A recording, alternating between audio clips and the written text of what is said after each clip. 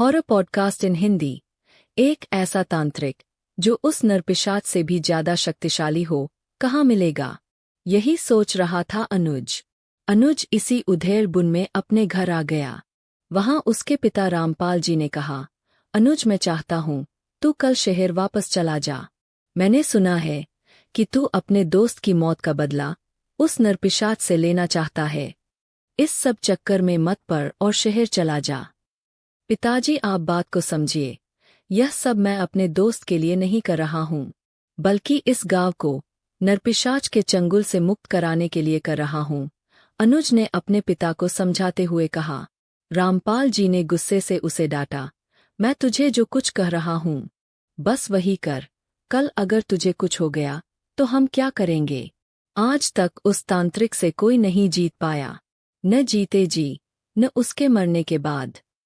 अनुज बहुत डर गया था। वह अपने पिता के गुस्से को जानता था।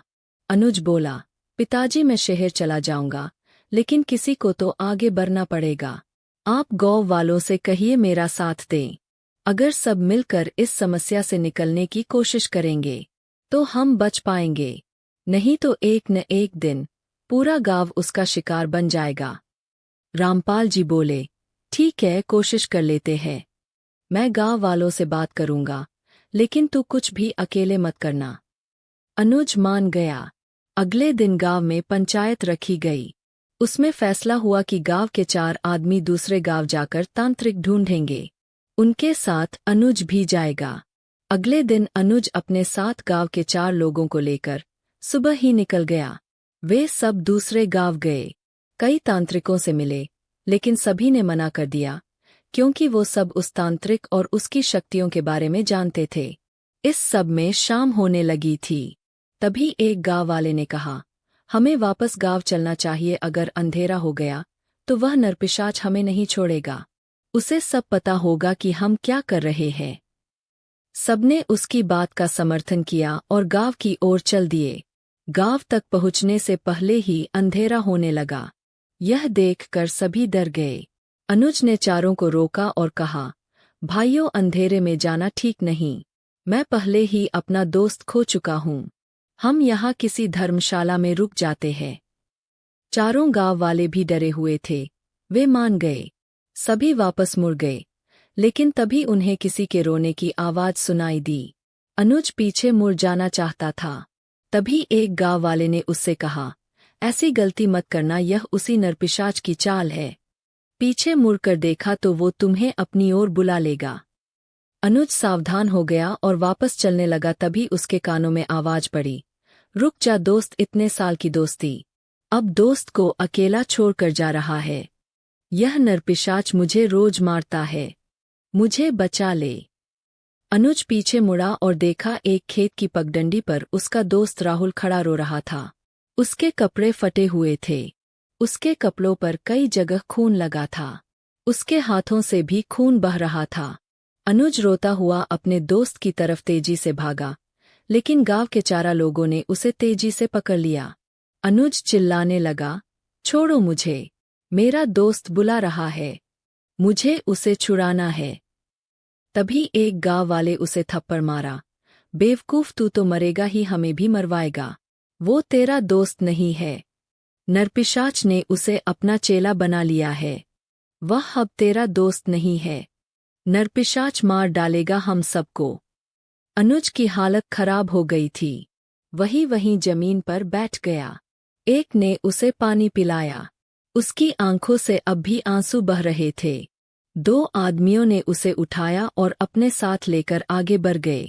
5 अब एक धर्मशाला में रुक गए थे और सुबह होने का इंतजार कर रहे थे। सबने फैसला किया कि उनमें से बारी बारी एक जागता रहेगा, कहीं अनुज उठकर उधर न चला जाए। अनुज की रखवाली करना जरूरी था। अनुज गहरी नींद में सो रहा था। तभी उसने सपने में देखा कि वह नरपिशाच राहुल को मार रहा है। अपने नखून उसके शरीर में गड़ाकर उसका खून पी रहा है। राहुल, अनुज अनुज पुकार रहा था। अचानक अनुज की आंख खुली। वह दरवाजे की ओर भागा। एक आदमी ने सबको शोर मचाकर जगा दिया। फिर चारों ने अनुज को पकड़ लिया। तभी ऊपर सीढ़ियों से गेरुए कपड़े पहने एक साधु बाबा नीचे आए। उन्होंने अनुज के ऊपर गंगाजल के छींटे मारे। अनुज शांत हो गया। वह अब बेहोश सा होने लगा था। 2 आदमी उसे पकड़कर कमरे के अंदर ले गए। साधु बाबा के पूछने पर बाकी दोनों आदमियों ने सारी बात बता दी। उन्होंने कहा, इसे कल साथ में लेकर मेरे आश्रम में आना। सुबह जब अनुज की आँख खुली तो चारों आदमी उसे लेकर साधु बाबा के आश्रम में पहुंच गए। अनुज से बाबा ने अकेले में बात की और उसे गाँव जाने के लिए कहा। बाबा से मिलकर अनुज और चारों आदमी गाँव पहुंच गए। वहां जाकर अनुज ने मुखिया से कहा, मुखिया जी, साधु बाबा गाँव में आएंगे और यहाँ हवन पूजन करके उस तांत्रिक को मुक्ति दिलाएंगे। साथ उन्होंने कहा, आज तक जितने भी लोग उसका शिकार हुए हैं वे उन्हें भी मुक्ति दिलाएंगे। मुखिया जी बहुत खुश हुए। वे बोले, अगर ऐसा हो जाए तो हमारे गांव का कल्याण हो जाएगा। बेटा, तुमने बहुत अच्छा काम किया है। अपनी जान पर खेलकर इस गांव को बचाने की कोशिश की है। 2 दिन बाद साधु बाबा गांव पहुंचे। उनके साथ उनके कुछ शिष्य भी थे। उन्होंने गांव में हवन करना शुरू किया। उन्होंने उस दरवाजे को खोलने के लिए कहा। दरवाजा खोल दिया गया। तभी दरवाजे से बहुत भयानक आवाजें आने लगीं। रात का समय था। बहुत तेजी से एक साया उस दरवाजे पर आया। उसके मुंह से भयानक आवाजें निकल रही थीं। साधु बाबा ने उसे मंत्रों से बांधकर हवन कुंड के पास बुलाया। साधु बाबा की शक्ति के सामने उस नरपिशाच की शक्ति कम पड़ गई थी। बुराई पर अच्छाई की जीत हो रही थी।